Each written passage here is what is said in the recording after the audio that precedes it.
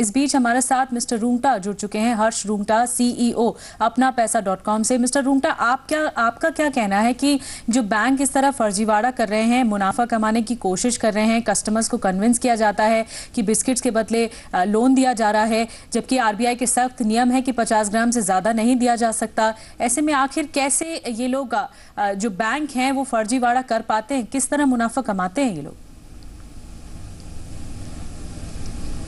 खैर I think ये जो आपके कैमरे ने कैप्चर किया है, ये एक ये एक साइकोलॉजी दिखा रहा है कि आरबीआई के जो रेगुलेशंस हैं उनको बैंक कितना सीरियसली ऑन द ग्राउंड कितना सीरियसली लेता है। अब चाहे वो ये गोल्ड लेंडिंग की बात हो, चाहे केवाईसी की जो कोबरा पोस्ट की स्टिंग्स हो, वेरी क्लियर है कि आरबीआई के जो रेगुलेशंस हैं उनको तोड़ते हुए, और इस पर्टिकुलर केस में तो इनफैक्ट आपके कैमरे में दिखाया गया कि वो रूल्स बता रहे थे और फिर उसको तोड़ने का तरीका बता रहे थे। आई थिंक ये जो साइकोलॉजिकल जो इनका मनोवृत्ति है कि आरबीआई के रेगुलेशंस को तोड़ने से कुछ नहीं होता, आई थिंक ये बहुत ही चिंताजनक है। पर्टिकुलर गोल्ड का जो इशू है वो तो खैर सिस्टमिक इशू है, कंज्यूमर फेसिंग नहीं है। आरबीआई नहीं चाहता कि सोने के अगेंस्ट में ज़्यादा लोन दिया जाए, लेकिन ये जो एक मनोवृत्ति बैंक्स दिखा रही हैं कि आरबीआई के रेगुलेशंस को तोड़ लो, कुछ नहीं होता, ज़्यादा से ज़्यादा थोड़ा बहुत फाइन लग जाएगा, कोई सीनियर लेवल पे कोई इम्पैक्ट इसका नहीं होगा, बैंक इतना भी फाइन नहीं लगेगा कि बैंक को थोड़ी सी तकलीफ हो। जब केवाईसी जैसे रेगुलेशंस को भी ओपनली फ्लाउट किया जा रहा था तो उसमें 1 करोड़ 2 करोड़ 5 करोड़ जैसे फाइन लग दिए, जो बैंक की शायद एक दिन की कमाई भी से भी कम थी। तो क्लियरली आई थिंक जो ये मनोव्यक्ति है इसको तोड़ने की जरूरत है। इस स्पेसिफिक केस में तो खैर कहने की कोई बात है ही नहीं, क्लियर नियमों का उल्लंघन हो रहा है और आपके कैमरे ने साफ कैप्चर किया है। बिल्कुल मिस्टर रूंगटा, आप सही दोहरा रहे हैं और जो हम तस्वीरें दिखा रहे हैं उसमें साफ पता लग रहा है कि बैंक नियमों को ताक पे रखते हैं और साथ ही लगातार जो आरबीआई के नियम है उसे धज्जियां उड़ाने की कोशिश की जा रही है बैंकों के जरिए। मानते जरूर हैं बैंक कि नियम है, लेकिन ये फिलहाल फॉलो नहीं किया जा रहा है नियमों को। एक छोटा सा ब्रेक लेंगे, लेकिन खास चर्चा जारी रहेगी।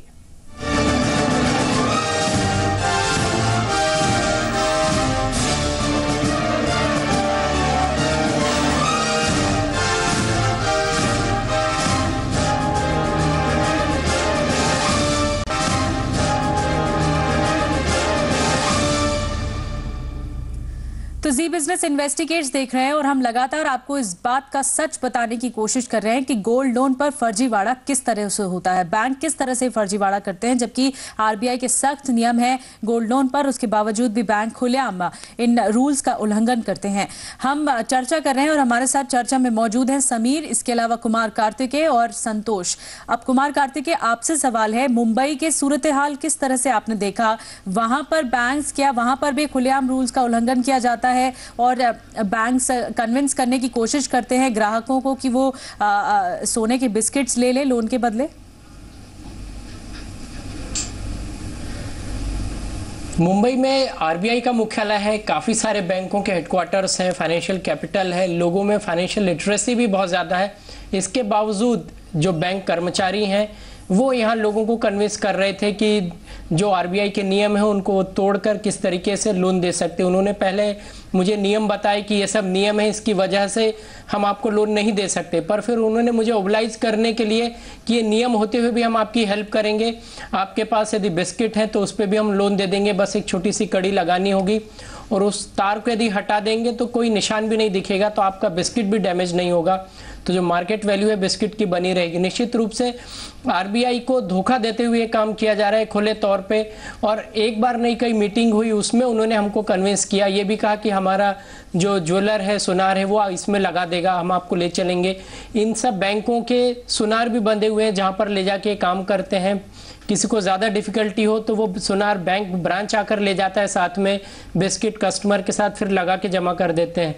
निश्चित रूप से बुरी तरीके से आरबीआई के नियमों को तोड़ा जा रहा है और इसमें पूरा सिस्टम इन्वॉल्व होगा, क्योंकि एक कर्मचारी या दो कर्मचारी की बात नहीं है। इंटरनल ऑडिटर्स रहते हैं, कंप्लायंस ऑफिसर्स रहते हैं, ब्रांच मैनेजर रहता है, काफ़ी लंबी चेन इसमें रहती है, क्योंकि गोल्ड लोन में देखना भी रहता है एक्सटर्नल ऑडिटर्स को भी कि किस तरीके से वैल्यूएशन हुआ है, किस पर हुआ है, स्टॉक क्या है। तो निश्चित रूप से एक पूरा सिस्टम भी इसमें बैंक का काफ़ी सारा नेटवर्क इन्वॉल्व होता है ये लोन डिसबर्स करने में। तो निश्चित रूप से आरबीआई की ओर से हमको देखना होगा कि क्या कदम वो लेगी इस पर। बिल्कुल समीर, आपने भी इस पूरे मामले के तह तक जाने की कोशिश की है। दिल्ली में भी कई एनबीएफसीज हैं, कई ऐसे बैंक हैं जो लोन बांटते हैं, लेकिन वहां पर हकीकत क्या है?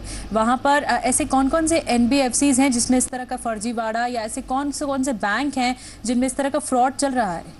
जी निधि, बिल्कुल इस पूरे मामले में यकीन मानिए कि कोई एक दो बैंक नहीं बल्कि तमाम बड़े दिग्गज बैंक और एनबीएफसी शामिल हैं, जो बिल्कुल ठीक इसी अंदाज में आपको पहले तो तरीका बताएंगे कि आखिर किस तरीके से आप बिस्किट या गोल्ड कॉइन्स पर आप लोन ले सकते हैं। हमने जो इन्वेस्टिगेट किया उसमें आपने देखा कि मुथूट फाइनेंस किस तरीके से सबसे पहले तो नियमों का हवाला देता है कि कैसे वो नहीं ले सकते हैं क्योंकि आरबीआई के नियम है। बाद में अपनी ही तरफ से वो बताते हैं कि कैसे इन नियमों को तोड़ा जा सकता है। और ठीक इसी तरह तमाम ऐसे दिग्गज बैंक है जिन्होंने फोन पर हमसे संपर्क किया, क्योंकि जब हम पहले उनके पास गए तो उन्होंने उस वक्त हिचकिचाहट दिखाई। बाद में खुद फोन करके उन्होंने बताया कि अगर आपको लोन की जरूरत है तो आप इस तरीके को अपनाइए और हम आपको लोन देने के लिए तैयार हैं।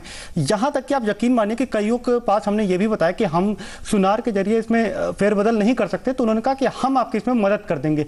तो ये बहुत ही सिस्टमैटिक तरीके से पूरा इसमें फर्जीवाड़ा चल रहा है। जी बिल्कुल मिस्टर रूंगटा, अब आपसे ये सवाल है कि आखिर इस समस्या का हल कैसे निकाला जाएगा कि इन बैंकों के खिलाफ या इन एनबीएफसीज के खिलाफ अगर इस तरह का फ्रॉड चल भी रहा है बैंकों के भीतर, तो इन पर नकेल कसने के लिए क्या किया जाना चाहिए?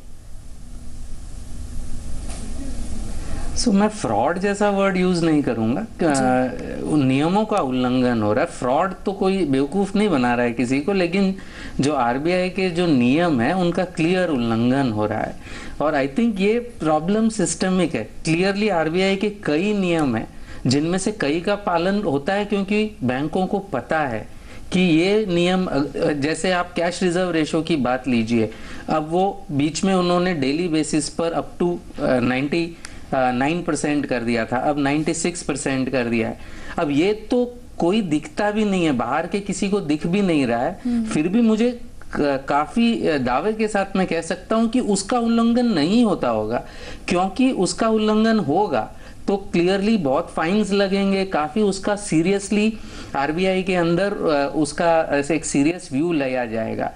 अब जो कई दूसरे रेगुलेशंस हैं, बैंकें देख रही हैं कि उनका अगर उल्लंघन करते भी हैं तो जब पकड़े जाएंगे, जिस पर्टिकुलर एक या दो केस में पकड़े जाएंगे, उसमें हो सकता है छोटा मोटा फाइन देना पड़े, हो सकता है कोई नीचे के स्तर के एम्प्लॉय को छोड़ के जाना पड़े, और कुछ नहीं होता। आज जैसे पहले भी कहा, केवाईसी का भी जो इतना बड़ा स्कैम हुआ है, जो बहुत इंपॉर्टेंट चीज है, ये तो क्लियरली ये जो गोल्ड वाली बात है, ये तो कि नियमों का उल्लंघन है, लेकिन नहीं देना चाहता। बिल्कुल, लेकिन मिस्टर रूंगटा, जैसे कि अब एक ब्रांच के कर्मचारी पर भी दोष नहीं ठहराया जा सकता, या फिर अगर ये मामला सामने आता है तो इसे रोका कैसे जाना चाहिए? क्या आरबीआई को इस पे एक वॉचडॉग की भूमिका भी निभानी चाहिए कि यहाँ पर रिव्यू किया जाना चाहिए बैंकों को इस तरह का, अगर इस तरह के केसेस सामने आते हैं तो?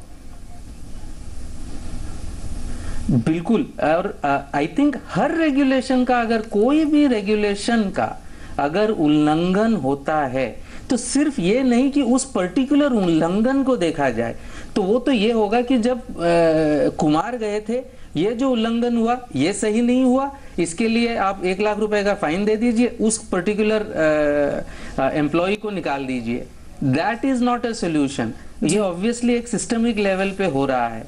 वैसे ही हर रेगुलेशन को आरबीआई दिखाएगा कि ये एनफोर्स करना है और at a systemic level enforce करना है, तो क्लियरली सभी नियमों का पालन होगा। जी। जैसे दूसरे नियमों का होता है, हर नियम का पालन होगा। अगर आरबीआई उसके बिल्कुल एक तरह से सख्ती बरती जानी चाहिए। नियमों का पालन करने के लिए जरूरी है कि सख्त कदम और उठाए जाने चाहिए ताकि एक डर महसूस हो और ये भी हो कि नियमों को सही तरीके से, सिस्टमैटिक तरीके से फॉलो भी किया जाए।